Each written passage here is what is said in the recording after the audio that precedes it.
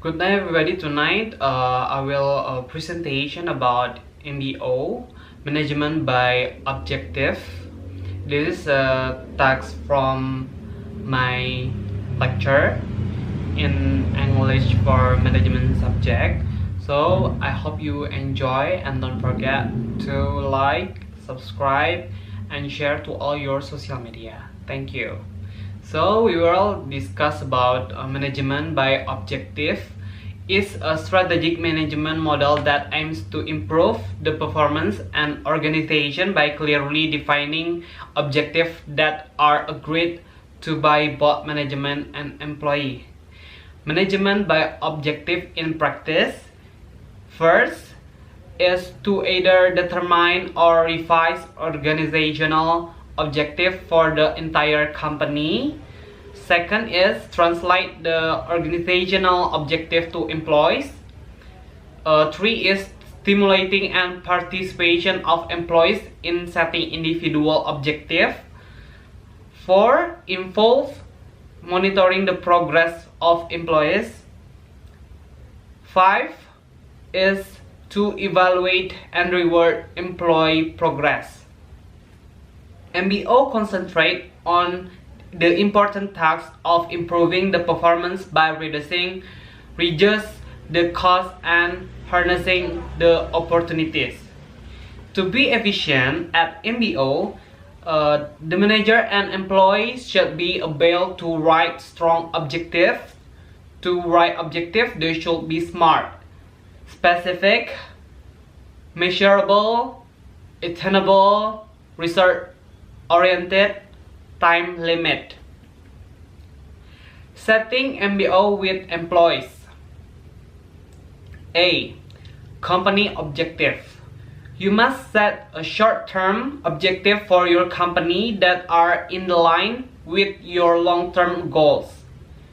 Second, employee objective. Talk to your hourly employees in each department and make them aware of the company objective you have set. Monitor result. Visit each work area regularly. Allow you to see how employees manage their objective. Performance evaluation. Sit down with your employees and review the objective you set with them. And the last is pay for performance. Employee who meet objectives should earn reward. Behaviorally encourage rating scale. BARS. Example of effective and ineffective behavior relate to job are collected from people with knowledge of job using the critical incident technique. These data are then converted into performance dimension. A group of subject matter experts are asked to retranslate the behavioral examples back into their dimension. Retained behavior are then scaled by having SME rate the effectiveness of each behavior. Behavior with a low standard deviation or retained well behavior with the high standard deviation are discarded. And finally, behavior for each performance dimension omitting retranslation and criteria will be used as call and core. How will you handle this? First, define the organization goals. Second, define employee objective. 3. Continuous monitoring performance and progress. 4. Performance evaluation. 5. Providing feedback. 6. Performance appraisal. Completing and conducting the appraisal. You will then determine the source for the performance evaluation data and then create criteria and rating scales that relate directly to the employee's job description. This will be the primary focus of our next section. Best practice in performance appraisals. The most important things to remember when developing a performance evaluation system include the following.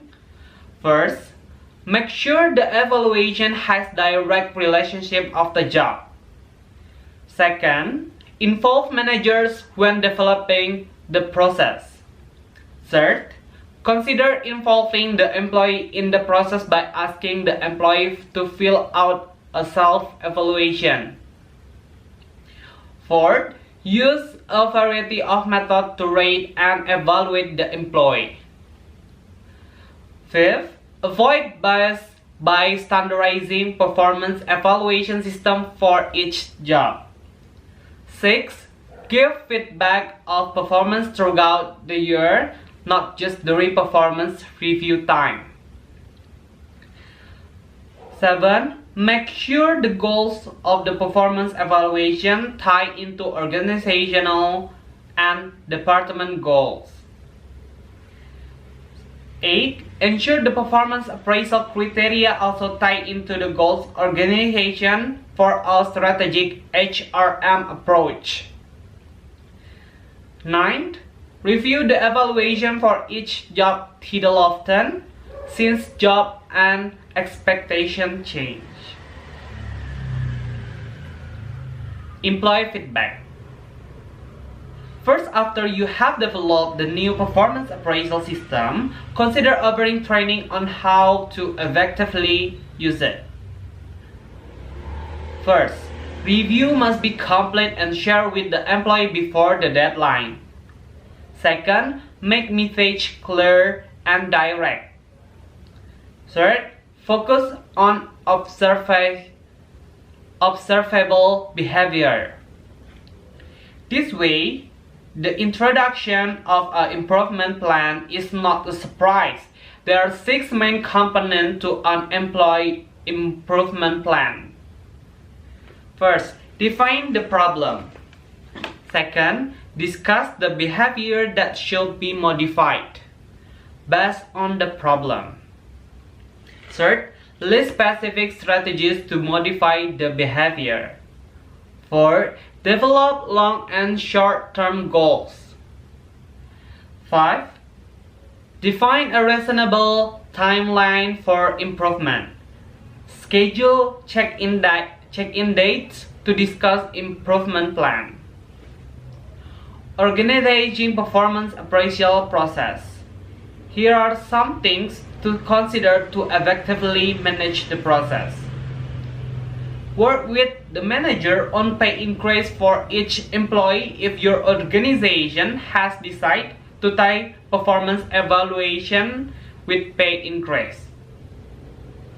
Provide coaching, assistance, and objective development and improvement plan if necessary.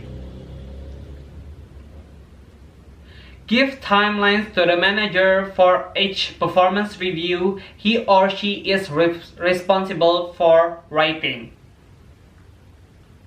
Performance appraisal interviews. To provide the best feedback to the employee, consider the following. Be direct and specific. Do not be personal. Always compare to the performance to the standard. Remember, it is a development opportunity. Thank the employee and avoid criticism. Case and problem. A performance evaluation system is a systematic way to examine how well an employee is performing in his or her job. The use of the term systematic implies the process should be planned. When developing performance appraisal criteria, it is important to remember the criteria should be job specific and industry specific. The performance appraisal criteria should be based on the job specification of each specific job. The rating in a scale with that will be used to evaluate each criteria item. A BARS approach uses a rating scale but provides the specific narrative on what constitutes good or poor performance. So this is explanation about MBO. Thank you so much for watching, and once again, don't forget to like, subscribe, and share to all your social media. Thank you.